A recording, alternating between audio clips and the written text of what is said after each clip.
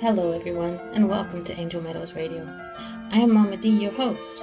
My show is called A Conversation with Friends because I believe everyone is a friend we have yet to meet. This show is where you get to know new friends or get reacquainted with old friends. So sit back, relax, and enjoy the conversation.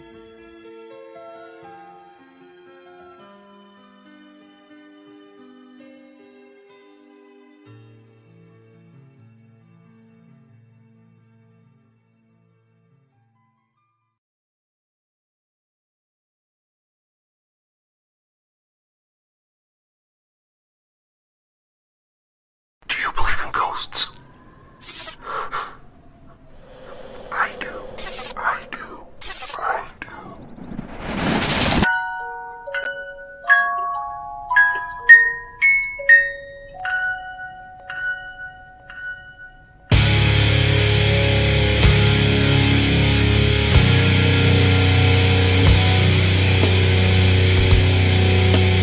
I'm Pete Nunweiler. I'm the author of the Ghost Between Us trilogy.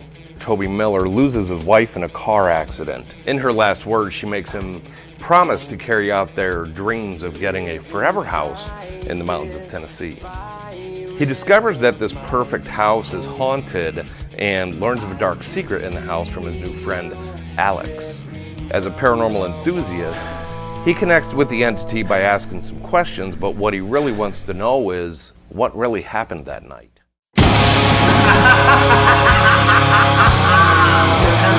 In book 2, the entities in the house become a bit more sinister and the main characters have to prepare. But how, and really for what? They don't know. Alex is keeping a secret from him. The truth? A lie? If he gets the answers, will he regret asking any of the questions?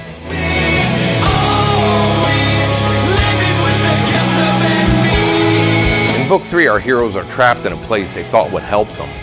How do they get rid of these entities permanently? An unexpected source does offer some help, but when all hope seems lost, giving up is the only right thing to do.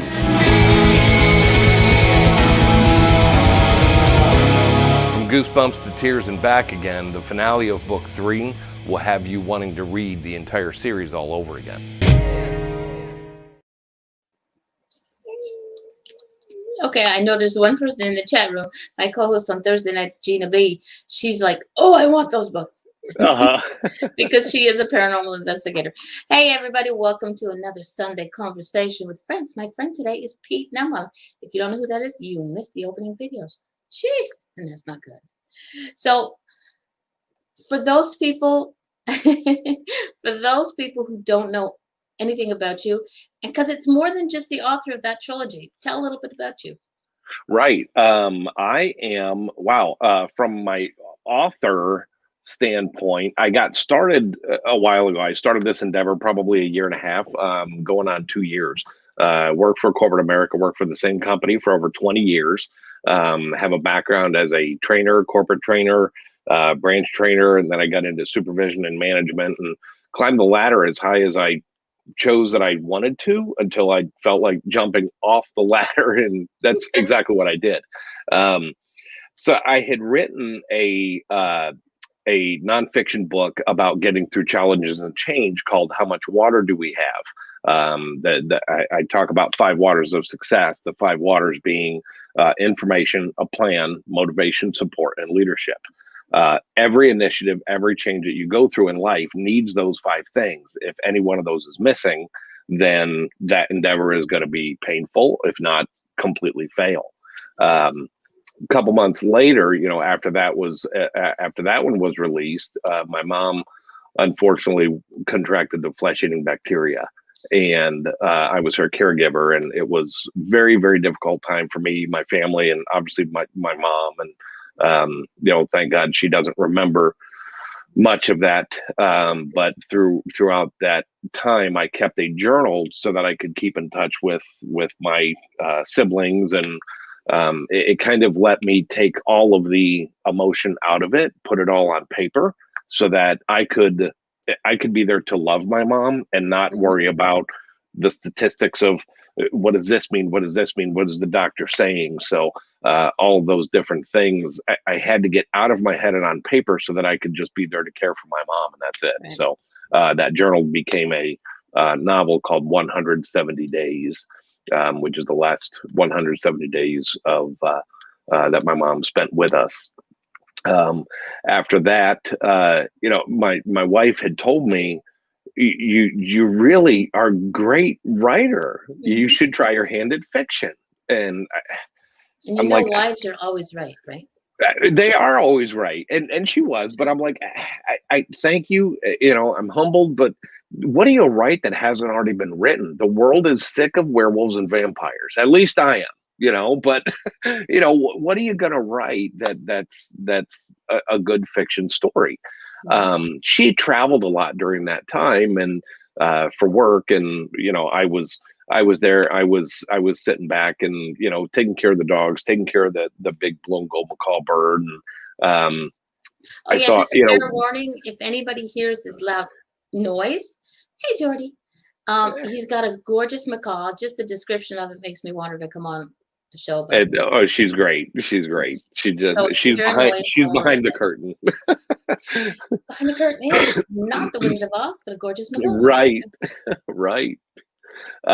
So I was left to take care of everything, and we have a dream, my wife and I together, to live in the mountains of Tennessee. We want to retire there, and or get there as quickly as possible, before retirement. And as she's traveling for work, I really got thinking, what if something happened to her on an airplane? What if something happened in a car crash? What I mean, with what I had just gone through with my mom, all the what ifs, and would she want me to carry out our dream of living in the mountains of Tennessee? And so I'm a paranormal enthusiast, then became a paranormal investigator myself. And I thought, man, I would love to share some of the stories of our experiences. Oh, wait a minute.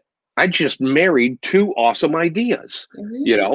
A guy loses his wife in a car accident, moves to the mountains of Tennessee. That's her dying wish. You must live your life. You have to carry out our dream. Get that forever house in the mountains of Tennessee. He moves in, the house is haunted. And as he connects, the story he got originally doesn't match the story he's getting from the entity. So it really becomes, like the video says, what really happened that night, and what else was lurking that was unexpected. So that gave birth to a trilogy, 3 stories. They're continuous, and it's a continuous story. And I've made a lot of people upset because the very end of book 1 opens it up for what just happened, what's going on, and then at the end of book 2, I close that right in the middle of an action scene. So the trilogy is ongoing. I am me. So like I am me. as an author. We Right. We just had a guest on another show that I work on, the Fox Den, and he has, I think, Gina, what did he have, 5 books going, or maybe not more? And he's the same thing as you. The Stopped right in the middle. The book ended on something that you had to read. It's sort of, the true ending was the first chapter of the next book. Gotcha. Like, okay. Ooh. Okay. How you doing? But you're not just a writer. Now, we're going to talk about your books and everything else, but I like people to know a little bit more about you, because you're not just a writer. You're not just there's so much more. I'm also a full-time photographer. So the writing, and then I also I do portrait photography. I started out, I've been doing landscape photography in the mountains of Tennessee. Imagine that. For about 11 and a half years. So over 11 years, I've spent time, fine-tuning the art of landscape photography, capturing waterfalls in the green of the Smoky Mountains. And so then about 2.5 years ago, I expanded that to portrait photography. From I've taken photos of babies, done some wedding photos, family reunions, even boudoir. So there's just a wide range of I'm not complete unless I'm behind the camera on a regular basis or writing a book. Okay. So now, but there's something special about you and photography. Well, one thing, if it's what you're talking about, I am actually colorblind. I'm a colorblind photographer, so which is why these are not just rose-colored glasses that make me see the world in a way that is always positive. But these Those are are my glasses. yes, yeah, but these are colorblind glasses, and which is kind of unique. People ask me, how do you capture the photography as beautiful as you do while you're colorblind? And I'm like, well, I'm not. There's so many different types of colorblind. There's monochromatic, which is completely just black and white in a grayscale. Where I'm red green colorblind. I can red is a unique shade of brown. Now that I've got the colorblind glasses and I can see, and I've learned, it's a unique shade of brown that I can identify. I know Santa's suit is red. I know a stop sign is red. I've always known that, but it's a unique shade. But I never really saw red until a year and a half ago when I got these glasses. And I'm like, man, red is really obnoxious, and it's everywhere. Hey, wait a minute. I'm a redhead. I'm not, but that's a different shade of red. Right. My mom is a redhead. My sister's a redhead, and it just red is and the green and green.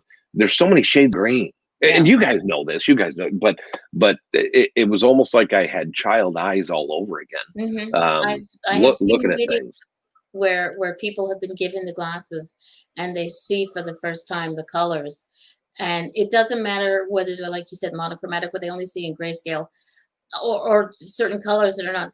The reaction is the same thing. It's total jaw-dropping, awestruck, tears flowing, and I think it's amazing. So, and as a photographer, I would assume that you're not just looking for the color, but you're looking for the way things are. You don't have to, okay, the red goes next to that blue or whatever. You're looking for your subject. So it really doesn't the scene.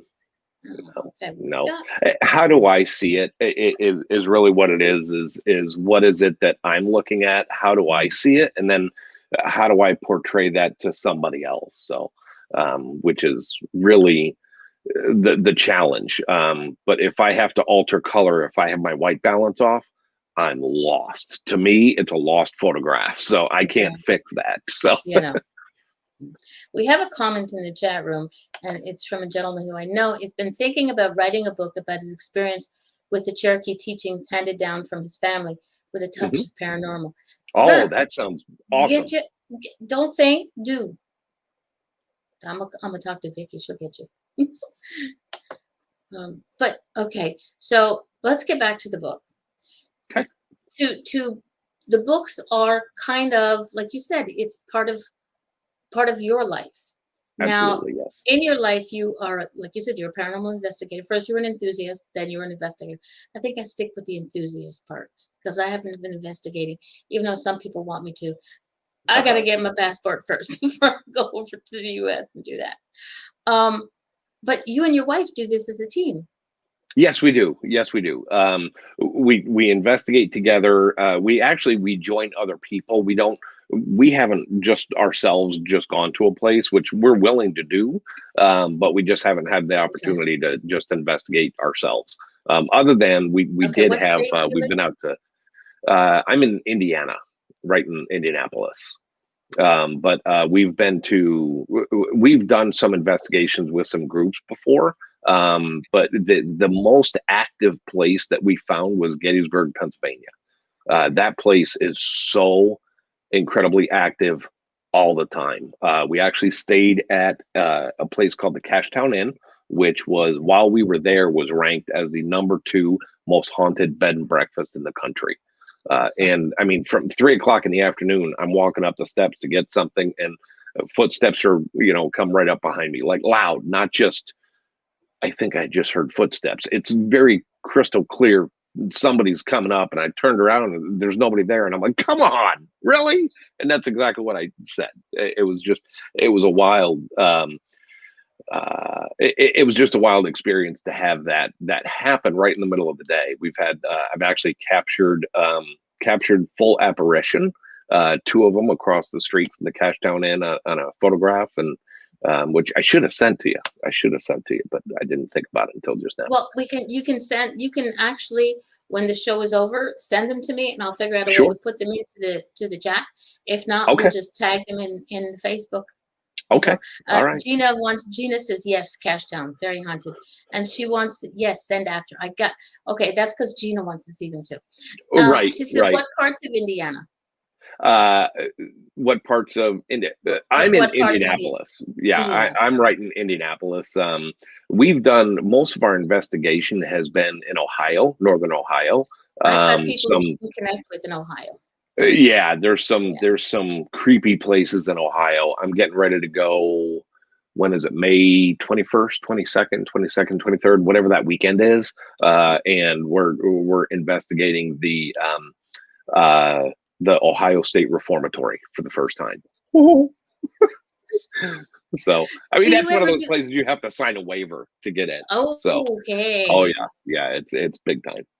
Gina says it's her Oh, favorite. Gina's been there apparently. Yeah, your Hmm. favorite. So that's cool. That's cool. Yeah. Um, I don't know where the 101 Cafe. I think I might be wrong. Could be in Ohio. I'll find out. That's a place you should go check out. A good friend of mine. She was looking to purchase something, and it just happened that this building called to her, and she didn't do major changes to it. She's just sort of upkeeping it. And when we spoke, I said she wasn't the owner of the building. She was the guardian, because Uh-huh. when people, I believe that when people are called to purchase a place and keep it as it was and allow people to come in and do investigations or whatever, that if they do it properly, they don't own it, they're guardians, because they take care of the building for the spirits that are there and for the people who are coming. Absolutely agree. Absolutely agree. Gina wants to know if you went to Waverly. Yes. So the videos, if you saw the introduction, Yeah. I actually that is Waverly. So that there's part of my book, the beginning of the third book of the trilogy. I made a fictitious, semi-fictitious place called Colosity Asylum. And the description is exactly what Waverly is. So Waverly was really cool. The shadow floor, I actually went down on the shadow floor and had shadow people surrounding me, the cold chills and everything. It was really cool. People like, oh, do you see them? And I'm like, see what? I could feel it, but I don't see nothing. This is Yeah. cool. It was wild. It was wild. And the 101 Cafe is in Winchester, Indiana. Winchester, Indiana. Oh, that's not too far. Mm. Winchester. Okay. And like I Got said, it the down. guardian is an amazing lady. Gina says something about a death tunnel. Yes, there was a tunnel. I called it the pit in my trilogy. I have to change, the names of stuff, Yeah. but the death tunnel. There was I forgot what it was used for. I can tell you what I used it for in my book, but it's that my fictional world has become so alive to me. It's crazy. There's things I'm like, I don't remember if that's what I made up for the book or if that was really something. In my book it was solitary confinement was down there, but I believe the actual death tunnel was where it was TB, during the TB outbreak and that pandemic. That was one of the greatest hospitals in the country that people would go to, and they would try all kinds of alternative things, like make someone completely stop breathing completely. They break their break their ribs, collapse their lungs, and then refill it to see maybe that'll work. And that was considered Nice. great medical practice, because Yeah. hey, let's try it. Yeah. But so many people died, and the death tunnel was where they carried people. They navigated the cadavers out. Transferred the death bodies out. Yeah. Adam was like, I got the name right, Adam. Did you notice that? Okay. So again, so he says he's seen a lot of shadow people in the death tunnel. I haven't seen that. I haven't but I've heard of several people. I heard of one person that actually saw a full apparition right at the bottom of the tunnel. As you're looking down, you've got the little ramps that you can walk down on the sides. But there's that somebody actually saw a full apparition peeking around I would call it a corner, but yeah, I mean, it's so dark down there, you can't see anything. You don't know where it leads to. It goes down It goes down at an angle, probably 15-degree angle or something, and then it goes down to this complete total darkness.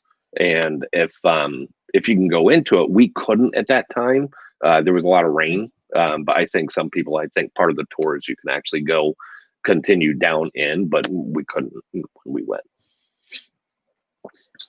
So how much of your life and the places that you visited, we've already got a couple, has made its way into the book?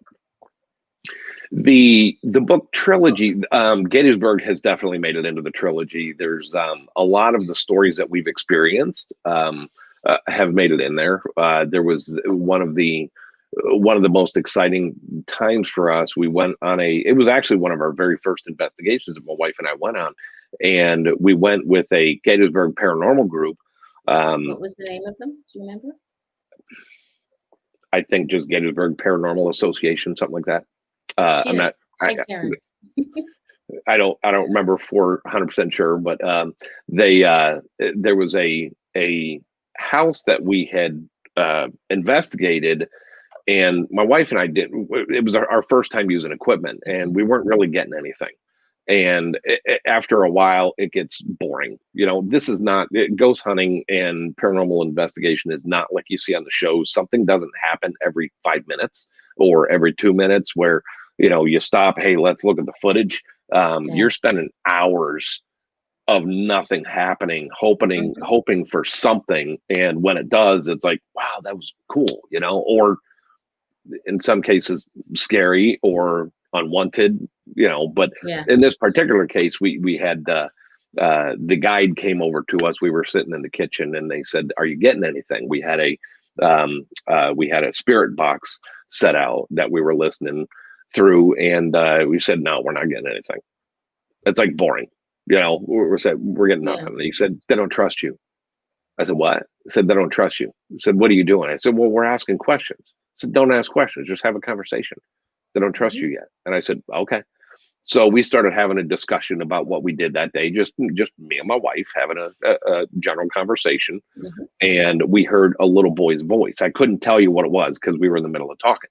I couldn't tell you what he said, but it was something clear. It was a clear voice of a little boy. And so we were like, oh, that was cool. So, and I looked over at the guide and he said, introduce yourself. And I said, hi. I said, whoever is here, my name is Pete and it's my wife, Christina. And there was a man's voice that instantly replied and said, Chris. I never said her name. I never, she goes by Chris all the time, but I never, she's honey, sweetheart. Hey, come here. She's all those things, but I never called her Chris in that building. But I mean, it was really instant. It was very interesting that response. And I said, hi, my name is Pete. This is my wife, Christina. Chris. I'm like, yeah. Okay, we got a question in the chat room for Vern.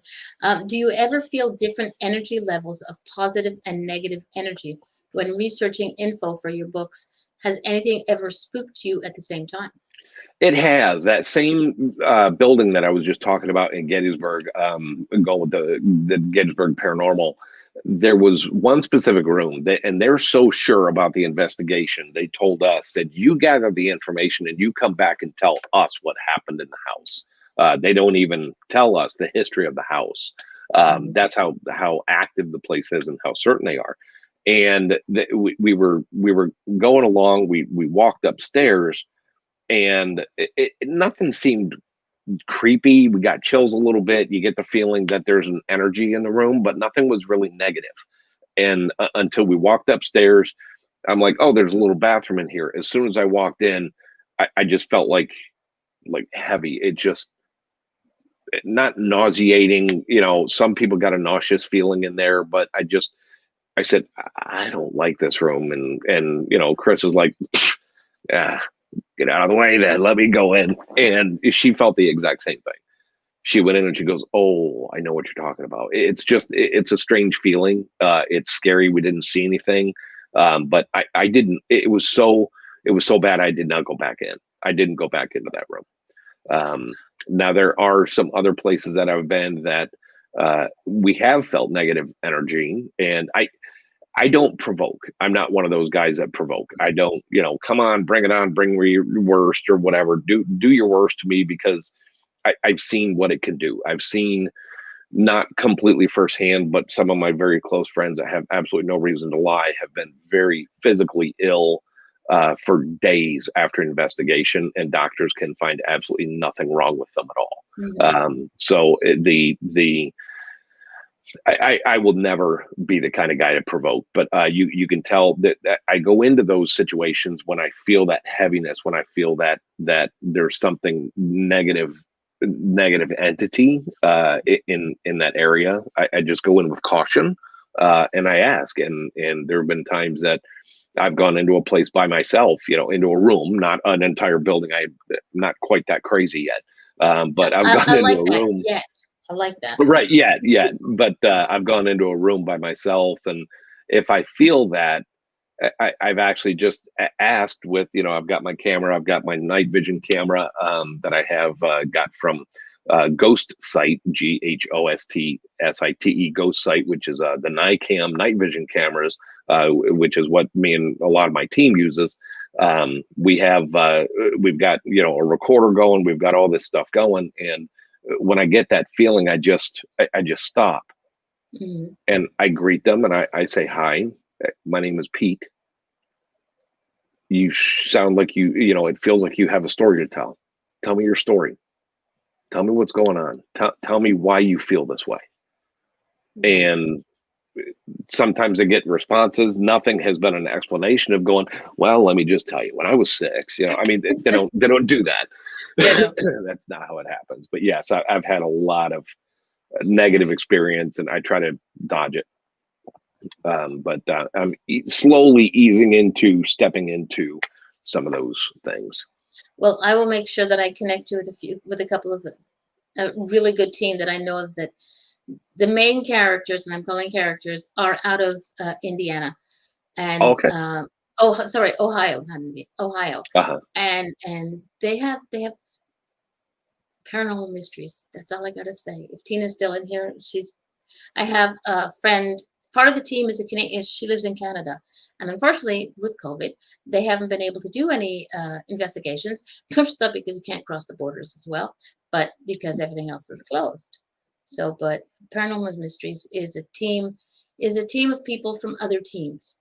They all have their own teams, but they come together, and they've done shows where they record their own movies, and one of the team members is the editor, and crazy bunch of good people.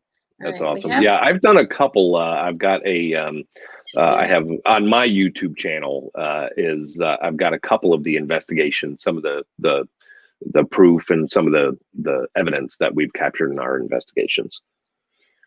Well, we got another question from Vern, or a statement. I did the Queen Mary tours with Peter James was giving the tours and explaining what was there, and we all felt it as well. So I understood you answering the previous question. Yep. It's a feeling in the end, you can't explain it. You just know there's something, and it's even different than, I feel like somebody's watching me, because that happens too. But there's times that you go into a place that there's just something negative there. It's just really, really negative. Yeah. Gina, we are ghost detectives. Ghost detectives out of, wait a minute, Pennsylvania. Awesome. Awesome. Yeah. We're in Philadelphia. We're in Pennsylvania. Why did my mind go to Philadelphia? I used to live in Lancaster County years ago. Okay. Have you ever? Oh, I can't remember the name of it. Gina. Just gonna have to put that in there. Had a shiny bird moment there. Yes, where in PA, darling? No, but there are a lot of groups out there, and I'm getting to meet them. Facebook, I love Facebook because I'm getting to meet some interesting ones. Yes. Northeast 44th. Okay. I can never remember that, even though I should be able to. But there, and for me, the Paranormal Mysteries is the first team that I connected to that when they do their lives, because sometimes it was in the 101 Cafe. they did a live there, and I believe, if I memory serves me right, the basement was a speakeasy, Oh, and okay. they were connecting there, and all of a sudden I got something, and now I don't claim to be anything but me, and that's for, if you want to stick me in a box, I'm a healer, because as far as I'm concerned, healers do mind, body, and soul. Okay, there's my spiel. Something was going on, and I didn't know what was happening, and the young lady who's in the chat room, Tina, something happened to her, and I messaged the other medium that was there saying, this is what I'm feeling. And she goes, really, where? And she asked a couple of questions, and whatever I was feeling was what was happening to Tina, but I didn't know that it was going on because I didn't see that part. Oh, And I was very like, interesting. Yeah. so that sort of got me hooked to paranormal mysteries, but also paranormal investigation. So, but I have to get down there when this stuff is all settled. I think I'm going to be going down to a lot of places in the States. Yes. Yep. But, okay, so first off, Christina is your wife, but who is Allison? Yes. Allison's my daughter. Ah, okay, because she shared she's my youngest daughter. Yep. She shared the event for the show, and I was like, at first I thought it was your wife, and then you said no, it's Christina. I was like, really? Yep. Okay, yep. where am I now? Allie is Allie is what we call her. Allie. Yeah. She's one of my biggest fans. She's very supportive. Oh, She has a lot of support groups that she does as a small business, and she makes sure to share just about everything I put out there. You tell her I said thank you very much. I will. Yeah, but it's great. Okay, is Allison your only child? No, she's my youngest of three. I have my oldest is a boy named Michael. And then I have he lives in Noblesville, ways away from here. I mean, not that I mean, you're a nationwide show, multi countries. Not everybody knows where Noblesville is, but he lives about 30 minutes away from me. And then my oldest daughter is the second child. She lives in North Carolina, and then Allie lives about 30 minutes away from me as well. But so, do any of your children, aside from supporting you, what Allie does, online supporting, making sure everything gets shared, do any of your children join you in your passion for paranormal investigating? They haven't yet. While two of them want to, the other, Casey, has no intention. She's like, no, have at it, Dad. Have fun. So just be careful. Dad. Let me know when you're back. Just text me when you get there, Dad. Text me when you get home. That's right. That's right. Well, I'm sure Michael is a handful, because I have a Michael myself, and he's my oldest son. And just the name, any Michael that I know is a holy terror. So kudos to your wife. Yeah, and the girls. Yeah. So do you have the books? The trilogy is it for this set of people? Well, there's actually more for I suppose for this group, for a group like this. I actually have written a crime thriller, and I'm working on a sequel to the crime thriller, and I just came up with a cover for a book I haven't even started writing yet, which is really cool. It's going to be my first attempt at basically true scary horror. I'm excited to write it, but the book cover is really cool. It's so cool. And does he share this with me before so I can share it? No. But let me see if I can pull this up here, and because it's very, very, very cool. Ooh, holy shit! Okay. Yeah, pretty much. Yep. So I'm not into the scary parts. Yeah, the virtual assistant is basically the concept is going to be a Siri or a home virtual assistant that has gone very wrong. Oh, that'll be fun. Yeah, it's going to be real fun. I'm excited to write that one. I won't listen. I won't read it because I have. Let's put her on block before I say her name. I have an Alexa, and if she starts going stupid on me, I'm just gonna go nuts. So that's exactly why I'm writing it, because sometimes I've heard, I can't tell you how many people have said right in the middle of the day, when nobody's talking, they'll hear her laugh. And I can't say it because I have one too. And she'll be like, sorry, I didn't catch that. Exactly. I'm talking to you, you crazy psycho robot. Well, I have a couple of friends in California, and they're I'm not sure whether they have an Alexa or whatever. I think it's an Alexa. There was They woke up one morning to Alexa blasting music. Now there was nobody else awake in the house. It was just, Wow. and it was a song that they liked or whatever, so it meant something to them. But it's happened one or two other times. So people are like, they were sharing their ideas. Why would it done that? Has this happened to anybody else? So it's not a far stretch from the truth. Ouch. No. Well, some of it I hope is. Imagine if one of those virtual assistants played a version of Simon Says. Obviously they can't see what's happening. So did everybody in the Simon Says, raise your right hand. Did everybody in the room raise your right hand? Well, yes. And what if the virtual assistant came back and said, no, they didn't? Ooh, okay. Yeah, no. I'll be late. And that's just the beginning. Yeah. That's just the beginning. So, see a question. Yeah, hang on. Vernon. Vernon's doing a lot of questions here.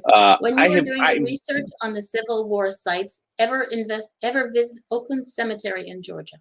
I have not. I've only been to Georgia a handful of times. Went to a couple of waterfall sites for landscape photography. I have been to Andersonville Prison, the Civil War National Monument, and the National, believe it's basically the National Memorial for POW and MIA. So I've been there, but not many places in Georgia. Not many places. Apparently pretty active, pretty cool. I'm guessing so. Vernon is in Vegas. He's a blackjack dealer. No. But yeah, the Civil War has, I think the American Civil War has so much energy that is still with us. There's so much everywhere, and it's really everywhere. Vernon says pretty much. Yeah. But everything I've heard about Gettysburg, and I know you're a chef, but you still promise to make me a meal when I get down to Vegas. If I ever get down to Vegas, they got to let me cross the border first. But everything I've heard about Gettysburg and the wars that went on, because it's like extreme active. Gina's been down there. A couple of people who've been into the chat room before have been down there, and they love Gettysburg a lot. Okay, Haggis Hunter, how you doing, Dora? Okay, what do we have? Google and Alexis are untrustworthy, always listening in on you, plotting to take over the world. Aha. Just wait until Alexa joins Hoover and the Cookers Revolution. Don't start, Agus. yeah, I've got all kinds of ideas for how Google and Alexa and Siri are going to go way wrong. Oh, so I'm calling mine. Thing. Yeah, I don't want a lawsuit on me. So mine being virtual assistant VA, I'm calling mine Virginia.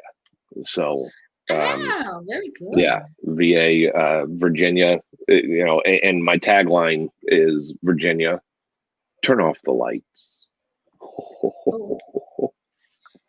Boss Lady says, Pete, tell them about the Pete Orchard. Yes, Boss Lady is right there. Yeah, this was my first experience that I became truly, and I'm going to say the word that would be appropriate, that Chris would be happy with and satisfied, terrified. I was terrified. After the fact, I'm like, it wasn't that bad. It was. It was bad. We had gone out to the battlefield. It was, I believe, May 1st. May 1st is the first night in the year that it's open later, so that we can actually do we could go out there to the battlefield after dark. Okay. And so we were there at dusk. The sun setting. We're getting some pretty awesome photographs of cannons with the sunset in the background and different things. So we went to the peach orchard, knowing that it's a very, very active place, or hearing that it's a very active place. I know from the Civil War history that the peach orchard was, the whole area was devastating, but there was an awful lot of activity in the peach orchard that was that was, even awful in awful terms. So, we're trying to capture orbs. And this was our first, I believe, Christina, tell me if I'm right or wrong, but I think this was our first investigation by ourselves, doing our own thing without a guide. So we're expecting we're going to capture orbs. We're going to capture, maybe a mist or something like that. That would be so cool.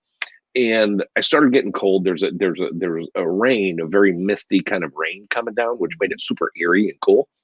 And I started getting cold. I was getting ready to go back to the car, and I said, "Hey, hon," I said, "I'm getting ready to go back to the car." And she said, "I don't even know where you are. Where are you?"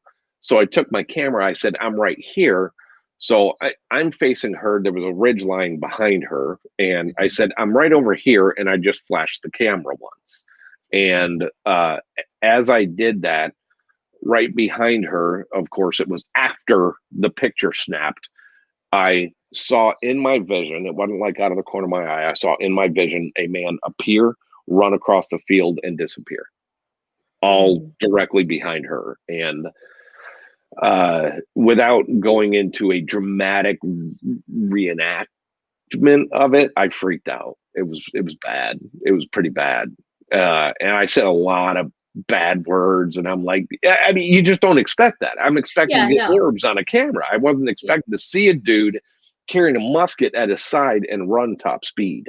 The research that I did, I think your listeners will be interested in the research that I did. After that, I came back once I started breathing again. A couple weeks later, I started doing research. He clearly looked like he was running away from something, not towards, because his musket was at his side. He wasn't charging or anything else. So I studied the battlefield map, and I looked based on the direction he was running. He had to been running towards his unit. I would think that, logic says he's going back to his own unit. There were two units that he could have possibly been running towards. One Pennsylvania unit, and then the 7th New Jersey. So I looked at that and I thought, all right, so let me pull up the uniform for the Pennsylvania unit, and that wasn't it.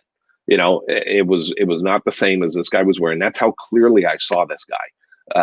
And so I looked up the uniform for the 7th New Jersey, and it was a perfect match, exactly match of the man that I saw.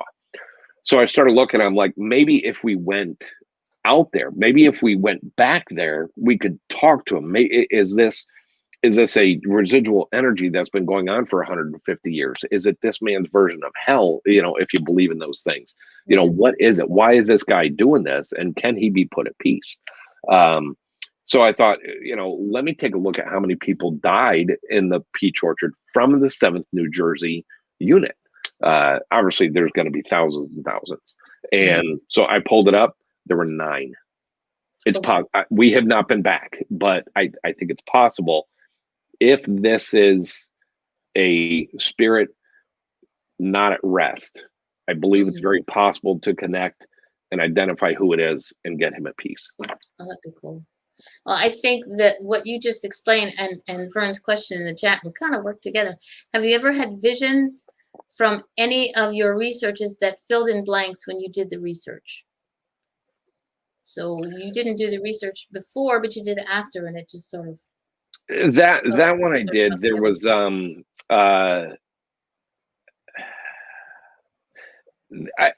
of the most active, and I'm not sure if this answers your question. There wasn't anything that we went into that said, "Hey, there's some holes in this story. Let's go fill them in and do the investigation." But over the summer, there's a place in Tennessee.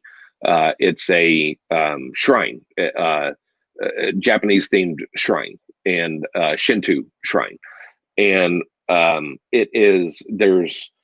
there's positive energy, there's negative energy, and everything all over the place. Well, there's a mound behind the building that supposedly a lot of psychic mediums have gotten.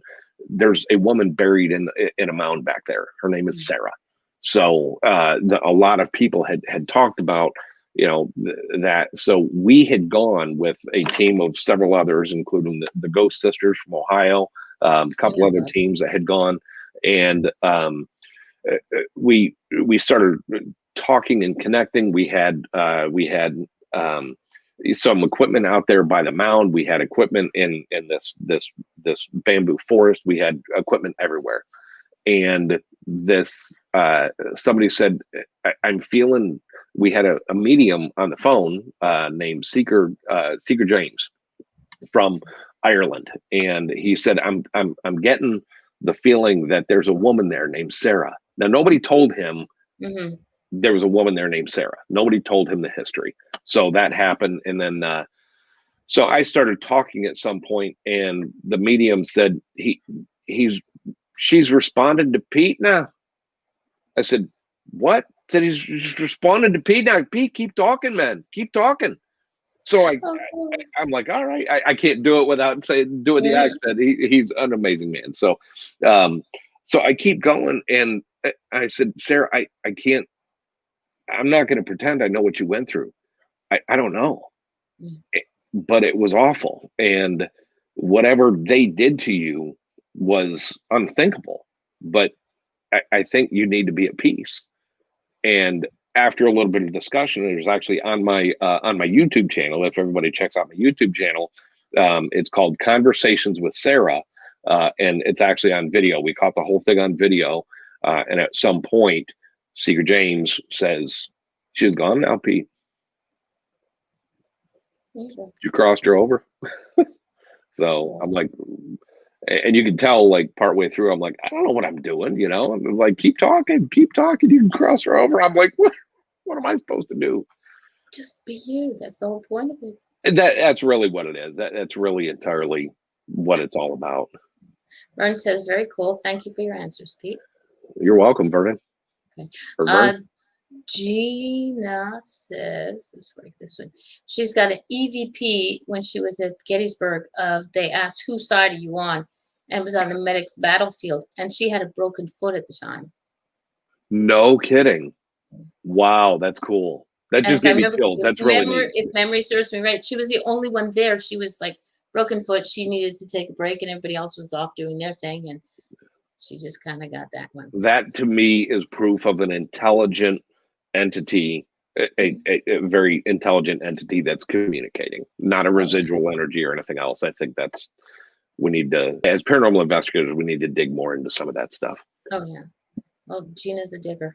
Okay, she says, I also saw in a dream the face of the statue at the beginning of the Devil's Den the night before going there. Oh, really? That's neat. That's neat. Devil's Den it's a wild place. Just very active, even in the daytime. There have been stories of people going up and talking to a Civil War reenactor that's hanging out on the rocks there, and just having some discussion with them. And I'm telling stories of Mark Nesbitt, who wrote a series called The Ghost of Gettysburg. So I'm not taking this as my own experience, but it's been said that some people have seen reenactors there, have gone to talk to them, and have actually seen a full reenactment in the field across from Devil's Den. And when they're all done with the battlefield tour, go back to the visitor center and say, "Oh my gosh, that was amazing! That was the most phenomenal display that I've ever seen of reenacting. So thank you very much." What are you talking about? They said, down by Devil's Den, and they said, we have no reenactors on the field today. Oh, dang. Wow. So crazy.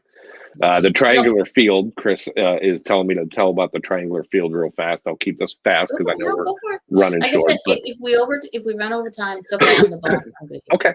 All right. That's awesome. So the triangular field, there's a story that one of the most famous photos from the Civil War was taken from called the Sharpshooter. It's a man who's leaning up against the wall. His musket is at his side. It's actually a sniper sharpshooter's weapon leaning up against the rocks. And he's in an embankment that goes up with rocks, and it covers behind him. And he's slumped over. There's another picture, I believe the same day, that was taken the same day in the triangular field. Historians now, more recent historians, have looked and have studied the two pictures. They believe it's the same guy. They believe the man was dragged from the triangular field across and posed for the photograph that is so famous that has become the sharpshooter. Wow. If you go into the triangular field, and this is a place that even Mark Nesbitt had a video crew. Several people have gone in there with video crews. Your video is not going to work. No matter what, it's not going to work. Cameras don't work. Things like that don't work. So Chris and I went into it, and we're like, hey, we got to go check out the triangular field. We got to, we'll record it. Yeah. So we got a video camera going, and it's going the whole time. And I kept looking at it, make sure the little red dot's still going. And I've got this cool narrative going on, talking about what's going on. And then I turn around, and I show the spot where the sharpshooter photo was taken, and had this entire dialogue. And I'm like, it worked. We kind of wanted it to not work. We wanted a story. So we went back to the cash town that night, and we were telling a buddy of ours, Rick, and he said, "Where'd you go?" I said, "Well, we just got done at the triangular field." He said, "Did you try camera or video or anything?" I said, "Yeah." He said, "Did it work?" We're like, "It worked the whole time." I said, "Really?" I'm like, "Yeah." I was a little bummed too. It worked. I said, "Hang on." He goes, "Can you show me?" And I said, "Sure." So I grabbed my video camera, and there was nothing there. Everything we took before then and after was there, but my video of the triangular field does not exist anywhere on this planet. Even though it looked like it was working, it didn't. It was work. I kept looking at it the whole time, and Chris even actually turned around at one point and said, "Is it recording?" And I looked. I said, "Yes, it is." She said, "You're sure?" I said, "Yeah, it's working." Matter of fact, I think it actually worked in the triangular field when she said, "Show me." And I'll have to ask her about that. I just thought of that. I think that happened. She said, "Show me." So I went back and I played a clip of it, and everything worked fine. And then I went back to recording again, but it didn't. And then it went. Well, the Haggis Hunter, a dear friend in YouTube, thanks, Gorgeous, for coming by. It restores my faith in spiritual community when a ghost hunters or investigators help spirits pass and find peace, or listen to their story instead of abuse to get a rise out of them. And you remember that she was human, which is true. The good ones do. This is what I'm learning. The good ones do. I think there's a lot of abuse is a great word. Dude, that is such a great word. I think abuse is a great word, and it's appropriate. But when they try to, like I was saying earlier in the show, when you try to get a rise out of them, when you try to provoke, it's just not cool, Yeah. Well, I think, again, we're going to bring up Paranormal Mysteries. It's the first time I've ever heard it. They get more activity out of when they're all trying to be serious and, get what they want to get. It's quiet. But then during a break, they would all sit down and be laughing and talking. And then spirit would come in, because they get more activity when people are having a good time and enjoying themselves and not being a bunch of stinking muds. Well, if you think about it, if energy produces energy, yes. So when we're laughing and carrying on and partying and things like that, we are full of energy, which I think that brings out the energy around us, be it intelligent energy or residual, doesn't matter. I think so sitting around and going, "Is there anybody here with us?" Is like it's like a WebEx call at work. "Dave, are you there?" It doesn't work. So the more active you are, the more you just become yourself. I think the better off. The better. And like Gina says, they love to join in. Yes. Another one from Vernon. I'm gonna have you at my show every week, Vernon. When I was a kid growing up in Texas, there was a place called Devil's Backbone, and every time there was a bonfire made, everyone always felt the Native American chief coming out of the fire and ride through the crowd and vanish into thin air as fast as he showed up. Awesome. Is Vernon the same one who's considering writing the book? Yes. For the Cherokee Heritage? Yes. I like that. And Vern, I didn't offer my opinion. People have asked me a lot of times, I have an idea for a book. I don't know where to get started. How do you get started writing a book? And let me just tell you, write the book. There's editors out there that can fine tune. There's people that just write it, write the story, write it in its entirety, edit later. You can go back and check yourself later. Don't even think, is this a good story or a bad story? Just write your story. Mm-hmm. If you want to write. Exactly. And I believe Vern's going to do very well with that, because he's got a lot of people in his corner who will be like, dude, write it. Good. Yeah. Good. And I think he knows a very smart lady who does editing. She used to be an English teacher, I believe. Vicky. There we go. I guess under higher vibrations for spirits to come through. Yes. I know it's like people say, like attracts like. So if you're in a good mood, if your vibration is high, you're gonna attract the good ones. I am so glad you said that, because just the same way you can be the person and the cause to attract the negative activity.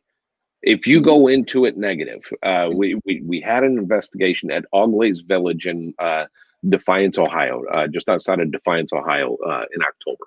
And there was, Chris and I are in a building, and Joel from NICAM and several other people, we all had the exact same experience, and we all went into it with a positive, informational, inquisitive type approach. But one gentleman was, I think he was more on the negative side of things. He was always looking for the negative, and that's exactly what he got. We all were in the same place at the same time, having the experience in the same thing. Nobody was provoking, nobody was talking, but when it was all said and done, he was throwing up for 3 hours after we got out of that building. It was, wow. We had a medium going and to check on him and see, and they said, I don't think there's anything attached to him. It's just whatever happened in that building affected him very, very negatively. Yeah. Like attracts like. If you go in with positive, you get fun. It's life in general. So why shouldn't life and afterlife be the same thing? Right. Agreed. Okay, Vern says, I have so much. Hold on a second. The reason I like to read the questions and the statements out loud is because after the show, I put the audio over up on Anchor, so it gets a few other audio venues. Good. Okay, so Vern says, I have so much info from hand-me-down stories from families and history that happened. Awesome. And so I have been putting it all together to make a rough draft. Good. And Good. I want a signed copy, Vern.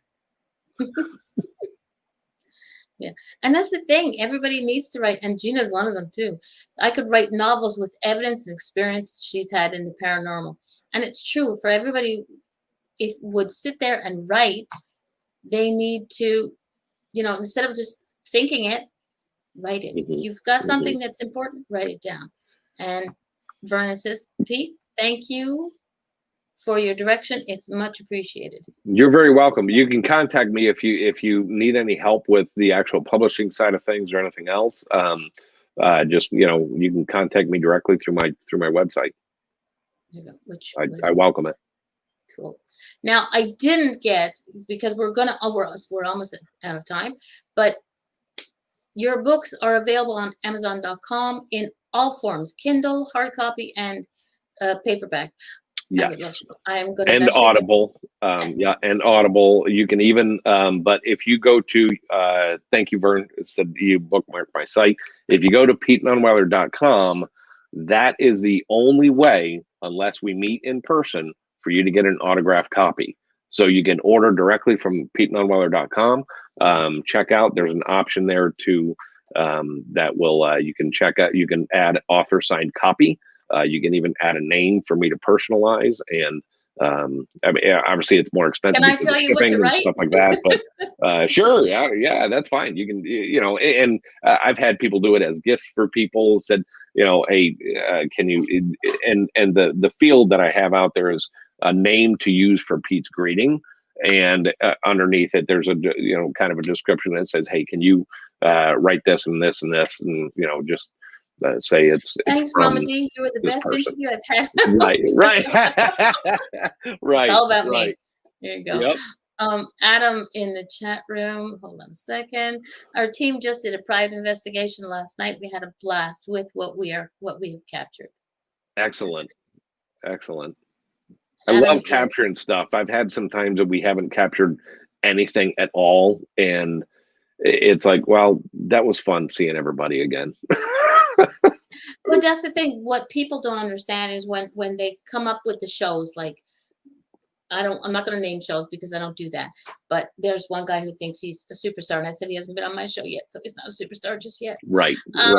But people will see a 1-hour show or a 30-minute show and not realize that this may have taken weeks to do, and they just put in the stuff that because they think every time you go there you're going to see it. No, you don't. No. There are times when it's just dead air. And honestly, it depends on them too. It depends on your energy. It depends on their energy. And if it truly is an intelligent spirit that's hanging out there, that for whatever reason, and that's another thing that my wife and I think we all go into it with our own reasons, with our own purpose. One of mine is to find out more about why they are the way they are. I want to ask those questions. I want to find out, once I connect. It's not enough because I don't want to flaunt around. Hey, I got evidence. What am I going to do with that evidence? How am I going to how can I teach ourselves? How can I teach the living what it was like for them? What's it like from what we call a day-to-day basis? Is it the same? Is timing the same? I don't know. We don't know what it's like. Exactly. Vern said, might have to send you a copy of the rough draft. Now I'm really excited about this. Good. Oh, stay excited about it. You should be. Exactly. Well, we're going to go. Thank you, everybody. When I get the books, and anytime that you want to come back on, if you have something that you want to advertise, just let me know. Me, everybody who doesn't know me doesn't know this. I'm a shareaholic. Chocoholic too, but share. Awesome. I make sure everybody has as much as I can share. Let me know. Vern, I'm going to be following you up on this book here, right? Okay. So I will see everybody. I think I have a show next week because most people don't know, but I will be going. A Conversation with Friends will be going a bit of a break, but I will still be live with poor Gina on a Fox Den. So y'all have a good evening, and everybody behave yourselves. Oh yeah, good meeting everybody. This week, this Thursday coming, the show on a Fox Den is me and Gina doing readings. So come on over. Oh, very cool. So, all right, everybody, have a good night. Thanks, everybody.